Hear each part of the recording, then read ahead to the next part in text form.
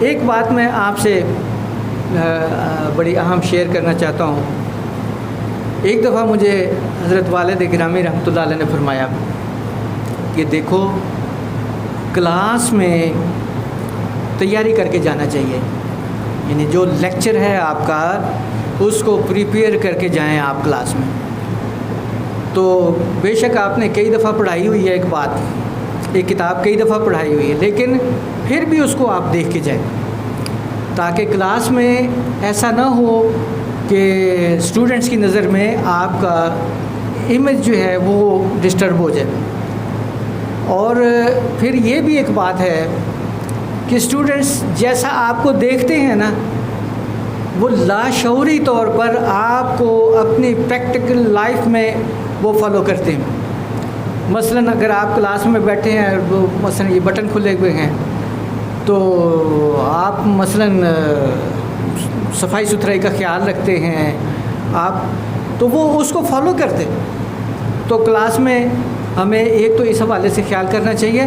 دوسرا یہ ہے کہ میں اپنے اسٹوڈنٹس کو کہا کرتا ہوں کہ اگر میں آپ کے سامنے مثلاً میں کام چور واقع ہوں، مثلاً میں بلا وجہ لیکچر نہیں لیتا، تو اسٹوڈنٹ کہیں گے جی وہ سدیدی صاحب بڑے صوفی آدمی تھے، تو وہ کبھی کبھی چھٹی مار لیتے تھے، تو ہم اگر کریں گے تو کیا حرج ہے؟ تو میں نے کہا نہ میں اپنا گناہ اپنے سر لینا چاہتا ہوں، نہ آپ کا گناہ اپنے سر لینا چاہتا ہوں۔ تو اس لیے میں کوشش کرتا ہوں کہ کلاس لیکچر مجھ سے مس نہ ہو، تو وہ کورس جو ہے وہ میں کمپلیٹ کروں۔ تو یہ چیزیں جو ہے نا ہمیں کئی نقطہ نظر سے ملحوظ خاطر رکھنی چاہیے۔ میں نے انہیں کہتا ہوتا ہوں کہ مثلا پرنسپل صاحب ہمارے جو ان کو نہیں پتہ چلا کہ میں نے کلاس مس کر دی ہے، میں نے کورس کمپلیٹ نہیں کرایا، تو لیکن اللہ رب العزت کی بارگاہ میں تو جواب دینا ہے نا میں نے۔ تو میں کہتا ہوں کہ اگر میں پڑھنے پڑھانے میں سستی کرتا ہوں تو میں اپنے رزق کو مشکوک کر لیتا ہوں۔ تو کئی نقطہ نظر سے ہمیں اپنا لیکچر جو ہے وہ پریپیئر کر کے تیار کر کے جانا چاہیے، اور جو سلیبس ہے اس سال کا وہ جتنا ہے حتی الامکان اس کو مکمل کرنا چاہیے۔ تو میں بات بتا یہ رہا تھا کہ والد صاحب نے فرمایا کہ بعض اوقات نا اسٹوڈنٹ کوئی سوال کر دیتے ہیں، تو آپ کو اگر نہیں آتا ہے نا وہ سوال آپ کے ذہن میں اس وقت نہیں ہے، تو آپ ان کو کوئی گھڑا گھڑائے جواب نہ دیں، بلکہ انہیں کہیں بیٹا اس پہ بعد میں کل بات کریں گے، ہاں جی۔ تو پھر تیاری کر کے آپ اگلے دن ان کو سمجھا دیں۔ تو ان کے سامنے اگر آپ یہ سمجھتے ہیں کہ میرے لیے شرمندگی کا باعث ہے، میں کہوں جی کل تیار کریں گے، تو اسٹوڈنٹس کے سامنے شرمندگی قابل برداشت ہے، لیکن یہ شرمندگی قیامت کے دن اللہ کے سامنے ہوگی نا، پھر وہ قابل برداشت نہیں ہوگی۔ تو اس شرمندگی سے بچیں، اس شرمندگی کے خیر ہے۔ اور جو آدمی ایسا کرتا ہے اس کی وقت، اس کا مرتبہ مقام اسٹوڈنٹس کی نظر میں کم نہیں ہوتا۔ اس رویے سے یہ چھوٹا پن نہیں ہے، یہ بڑا پن ہے کہ کوئی سمجھے کہ مجھ پہ لوگ کہیں گے جی استاد صاحب اس طرح کے۔ ایک مرتبہ انہوں نے یہ فرمایا کہ بعض اوقات اسٹوڈنٹس جو ہے نا کوئی ایسا عجیب سا سوال کر دیتے ہیں، تو بندے کی طبیعت جو ہے وہ اس وقت توجہ جو ہے نا کسی اور پوائنٹ پر، کسی اور نقطے پر فوکسڈ ہوتی ہے، مرکوز ہوتی ہے۔ تو آپ ان کو ڈانٹے نہیں، کیا سوال کیا یہ نہیں، آپ ان کو کہیں بیٹے یہ ذرا میں اپنی بات مکمل کر لوں، اور آخر میں کلاس کے آخر میں پھر آپ کے جو سوال ہوں گے تو میں آپ سنوں گا۔ تو انہوں نے فرمایا کہ اس طرح آپ نا ایک ٹائم لے لیتے ہیں، اور ہو سکتا ہے کہ اس ٹائم کے اندر آپ کو وہ بات ذہن میں آ جائے، اور آ جاتی ہیں اس طرح کی چیزیں، کیونکہ توجہ ایک وقت میں ایک طرف مرکوز ہوتی ہے، بیک وقت پھر وہ فوراً ادھر کنورٹ نہیں ہو پاتی۔ تو انہوں نے کہا کہ آپ انہیں کہیں کہ بیٹا یہ کلاس کے آخر میں جو سوال آپ نے کرنے ہوں گے تو پھر دیکھ لیں گے۔ تو انہوں نے خوش طبعی میں فرمایا کہ جب کلاس کا وقت ختم ہوتا ہے نا تو آپ اسٹوڈنٹس کو کہیں بھی نہ وہ بیٹھو سمجھ لو، وہ کہتے ہیں نہیں جی بس پھر کلاس کا ٹائم ختم ہو گیا، ادھر انہوں نے خوش طبعی میں فرمایا۔ تو انہوں نے فرمایا کہ اگر کلاس کے آخر میں آپ کے ذہن میں بات آ گئی ہے تو بتا دیں، نہیں تو انہیں کہیں کل انشاءاللہ پھر بات کر لیں گے، تیاری کر کے ان کو بتائیں۔ تو یہ ایک بہت اہم بات ہے ہم سب کو اپنے پلے باندھ لینی چاہیے کہ اسٹوڈنٹ کو سوال کرنے کی آزادی ہونی چاہیے، اور اس کو آپ نا حوصلہ افزائی کریں کہ بیٹے پوچھو۔ ایک میں نے پڑھا، مجھے وہ امام صاحب کا نام یاد نہیں ہے، فقہ کے مشہور ائمہ میں سے، ان کی مجلس میں ایک آدمی ہمیشہ خاموش بیٹھا رہتا تھا، تو انہوں نے کہا کہ بھئی ساری دنیا سوال کرتی ہے، تم نہیں سوال کرتے۔ تو ہمارا رویہ ایسا ہونا چاہیے کہ بھئی بیٹا آپ نے کبھی سوال نہیں کیا، آپ نے کبھی کوئی نہیں پوچھا، آپ کو کوئی بات کمپلیکیشن کہیں نہیں فیل ہوتی، تو انکریج کریں آپ ان کو۔ انہوں نے کہا جی کہ انہوں نے کہا اچھا جی سوال کر لیا کروں، کہا ہاں جی کرو۔ تو کہتے ہیں کہ وہ بندہ کہتا ہے کہ یہ روزہ کس وقت کھلتا ہے؟ انہوں نے کہا جب آفتاب غروب ہو جاتا ہے۔ تو وہ کہتا ہے کہ اگر کسی دن آفتاب ہی غروب نہ ہو تو پھر روزہ کب کھولیں گے؟ وہ ساری محفل ہنس پڑی۔ انہوں نے فرمایا اچھا یار تو خاموشی سے ہی بیٹھے رہا۔ تو بہرحال یہ میرا کہنے کا مقصد یہ تھا کہ اسٹوڈنٹس کو آپ ان کی حوصلہ افزائی کریں کہ بیٹا پوچھو۔ آپ اپنے بچوں کو بھی ایسا نہ کریں کہ وہ آپ کے ساتھ کوئی بات شیئر نہ کر سکیں، آپ کے ساتھ ڈسکشن نہ کر سکیں۔ میں بعض اوقات جاتا ہوں تو بچے جو ہے نا میرے، وہ ایسے کوئی فضول سی بات ہوتی ہے، وہ بڑی لمبی ساری چل رہی ہے، اور میں کہا یار بس کرنے نہیں تھوڑی سی رہ گئی ہے۔ تو بس کسی بزرگوں نے مجھے یہ بات سمجھائی تھی کہ بچوں کی، شاگردوں کی بات توجہ سے سننی چاہیے۔ تو آپ اگر اپنے شاگردوں کو، اپنے بچوں کو شفقت دیتے ہیں تو کل یہ آپ کے لیے دعا گو ہوگی، اور کل یہ معاشرے میں کہیں دب کے نہیں رہیں گے، ان کے اندر اعتماد ہوگا، کانفیڈنس ہوگا، اور یہ اعتماد سے کہیں کھڑے ہو کے بات کر سکیں۔ تو شاگردوں کو بھی، اولاد کو بھی یہ اعتماد دیجیے کہ وہ آپ سے بات کر سکیں۔ اگر وہ مجھ سے اور آپ سے بات نہیں کر پاتے ہیں تو پھر وہ معاشرے میں لوگوں سے کیسے بات کریں گے؟ تو یہ حضرت والد گرامی رحمۃ اللہ علیہ نے مجھے اس طرح یہ سمجھائی بات۔ میں آپ کو بات یہ کر رہا تھا کہ طلباء کے ساتھ، اولاد کے ساتھ ایک بڑے محدود دائرے میں تھوڑی سی خوش طبعی بھی کرنی چاہیے، کو ان کو مسکراہٹ والی بات بھی سنانی چاہیے۔ مشتاق یوسفی کا آپ نام نوٹ کر لیں، اگر آپ حضرات مناسب سمجھیں تو ان کی کوئی کتاب جو ہے نا، وہ زر گذشت، ایک میرے خیال میں ان کی کتاب ہے، سر گذشت جو ہوتا ہے نا کہ جو گزر گئی، تو انہوں نے زر گذشت کے نام سے لکھی ہے شاید، تو وہ دیکھیں، ان کی کوئی کتاب پڑھیں آپ۔ ایک شاعر تھے ضمیر جعفری، وہ شاعری میں مزاح پیدا کیا کرتے تھے اور بڑی خوبصورت مزاحیہ شاعری کرتے تھے، مہذب۔ تو ان کا شعر اگر آپ حضرات کی اجازت ہو تو میں آپ کی نظر کروں۔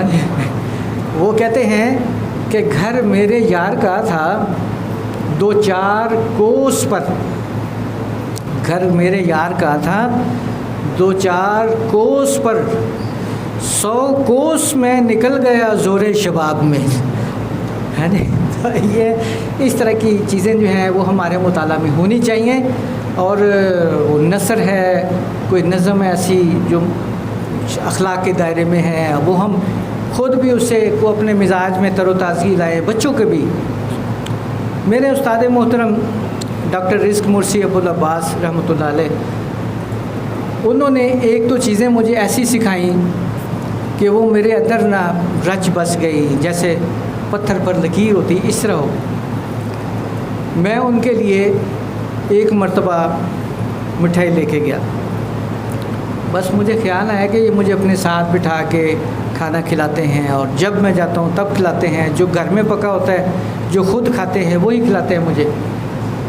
تو میں کبھی ایسا شاگرد ہوں، لوگ لے جاتے ہیں مٹھائی وغیرہ کوئی اپنے اساتذہ کے لیے، میں کبھی نہیں لے کے گیا، وہ ایک مرتبہ میں لے گیا۔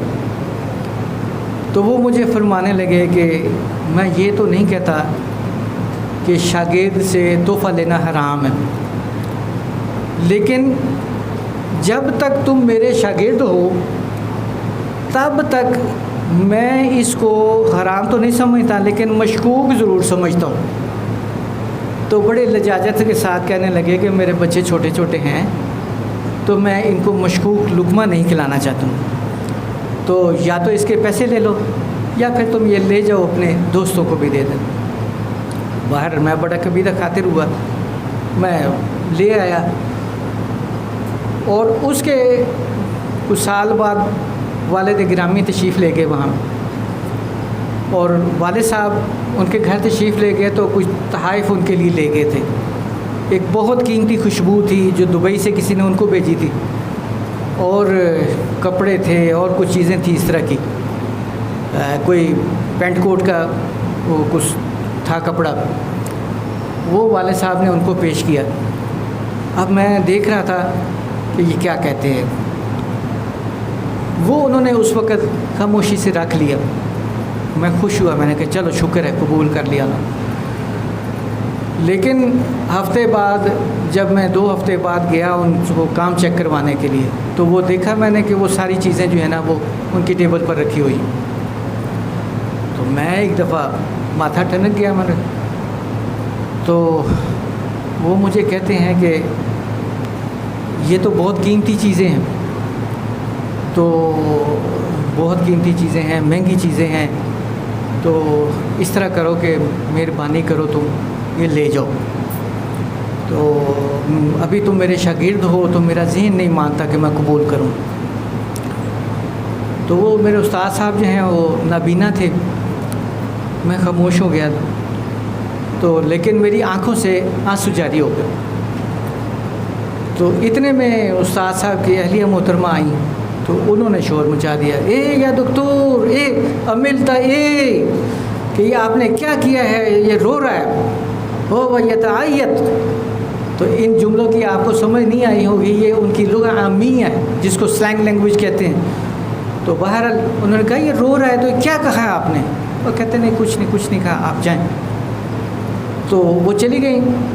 بعد میں استاد صاحب پھر مجھے سمجھایا انہوں نے، اور میری دل جوئی کے لیے انہوں نے کہا کہ جب تک تم میرے اسٹوڈنٹ ہو نا تو میں تم سے یہ تحفہ نہیں لیتا، لیکن جب تم تعلیم مکمل کر کے پاکستان چلے جاؤ گے، جب تم پاکستان کے وزیر تعلیم بن جاؤ گے، ہاں جی، پھر تم مصر آؤ گے نا تو گورنمنٹ تمہیں کہے گی کہ وہ ہلٹن ہوٹل میں ٹھہرو، تو تم کہنا نہیں ہلٹن میں نہیں ٹھہرنا، میں نے اپنے استاد کے گھر ٹھہرنا جا کے۔ پھر تم تحفہ لے کے آؤ گے نا تو ہم کہیں گے ھذا قلیل، ہے نہیں کہتے ہیں پھر تم تحفہ لاؤ گے نا تو ہم یہ کہیں گے ھذا قلیل۔ تو مجھے بس وہ ایسی ان کے کلمات سے تسکین ہوئی۔ اب بعض اوقات جو ہے نا وہ بعض شاگرد زبردستی کر جاتے ہیں میرے، تو میں مقصد میں یہ مجھے خیال ہوتا ہے کہ میں نے سختی سے منع کروں گا، وہ کہیں گے یہ ضرور اپنے آپ کو سمجھتا کیا ہے، میں ان کو منع کرتا ہوں، وہ کہتے ہیں نہیں سر جی بس ہم ویسے، تو مجھے ایسے محسوس ہوتا ہے جیسے میں کوئی غلط کام کر رہا ہوں۔ بس کبھی مجھے اسٹوڈنٹس جو زیر تعلیم ہے ان سے کوئی تحفہ لینا پڑ جائے نا تو مجھے ایسے محسوس ہوتا ہے جیسے میں غلط کام کر رہا ہوں، ایک دفعہ اس طرح کی کیفیت ہوتی ہے۔ تو بہرحال اساتذہ جو ہیں وہ اسٹوڈنٹس کے ماں باپ بھی ہوتے ہیں اور ان کے مربی بھی ہوتے ہیں۔ یہ اسٹوڈنٹس اگر پڑھ لکھ جائیں گے اور یہ معاشرے میں جا کے اچھے افراد بنیں گے تو آپ حضرات حضور نبی کریم صلی اللہ تعالیٰ علیہ وسلم کی اس حدیث کا مصداق بنیں گے جو حضور نے فرمایا نا، حضور نے فرمایا اذا مات ابن آدم انقطع عمله الا من ثلاث صدقۃ جاریۃ علم ينتفع به او ولد صالح يدعو له۔ 3 کیٹیگریز کہ 3 صورتوں میں آدمی کے نامہ اعمال میں نیکیاں بڑھتی رہتی ہیں، کہ کچھ صدقہ جاریہ ہے، کنواں کھدوا دیا، پنکھے لگوا دیے، تو جب تک وہ چل رہا ہے تو نیکیاں بڑھ رہی ہیں۔ دوسرا ہے کہ علم کسی کو سکھایا ہے تو جب تک وہ چراغ سے چراغ جل رہے ہیں وہ آپ کی نیکیاں بڑھ رہی ہیں۔ تیسرا یہ ہے کہ آپ نے اولاد کی اچھی تربیت کی ہے تو وہ بعد میں پھر دعا کرتے ہیں۔ تو یہ 3 صورتیں آپ کے نامہ اعمال میں ثواب بڑھنے کی ہوتی ہیں۔ تو ہماری جو حقیقی اولاد ہے بعض اوقات وہ بھی ان تینوں خوش قسمت ماں باپ کی اولاد جو ہے ان تینوں خوبیوں کی حامل ہو جاتی ہے۔ اور ہمارے جو اسٹوڈنٹس ہیں تو اگر ہم نے جتنا ہم نے گڑ ڈالا ہوا ہے نا، جتنی ہم نے محبت و اخلاص شفقت ان کو پڑھانے میں صرف کی ہوئی ہے، وہ اتنے ہی ہمارے لیے درجات کی بلندی مغفرت کا ذریعہ بنتے ہیں، تو وہ صدقہ جاریہ بھی بن جاتے ہیں، وہ علم ينتفع به بھی بن جاتے ہیں، وہ ولد صالح يدعو له بھی بن جاتے ہیں۔ تو یہ ہمیں یہ ساری چیزیں جو ہیں ان کا خیال رکھنا چاہیے۔ آخری ایک بات کر کے پھر میں اپنی گفتگو کو ختم کرتا ہوں۔ آپ حضرات اگر کوئی سوال کرنا چاہیں گے تو سوال بھی کر سکتے ہیں۔ ایک بہت مشہور خطیب ہیں، انہوں نے کسی موقع پر ایک بات کہی، انہوں نے کہا کہ میں اگر چاہوں تو بغیر تیاری کے 100 مختلف موضوعات پر معیاری تقریر کر سکتا ہوں، معیاری تقریریں 100 تقریریں بغیر تیاری کے کر سکتا ہوں، لیکن انہوں نے کہا کہ میں اب بھی جب کسی موضوع پر تقریر کرتا ہوں تو وہ میں اس کے لیے ایسے تیاری کرتا ہوں جیسے میں کچھ جانتا ہی نہیں ہوں۔ یعنی تو ہم مسجد میں ممبر پر گفتگو کرنے کے لیے بیٹھیں یا ہم مسند تدریس پر بیٹھیں، تدریس کے لیے بیٹھیں، تو ہمیں تیاری کر کے بھرپور تیاری کر کے بیٹھنا چاہیے، ہمیں پوائنٹس اپنے سامنے لکھ رکھنے چاہیے، تو اس کے مطابق پھر گفتگو کو منظم اور مربوط رکھا جا سکتا ہے۔ تو یہی چند ایک گزارشات تھیں جو میں آپ حضرات کے سامنے پیش کرنا چاہتا تھا، اور بھی کچھ باتیں تھیں، وقت کے دامن میں گنجائش کم ہے، تو آپ حضرات اگر کوئی سوال کرنا چاہیں تو میں حاضر ہوں۔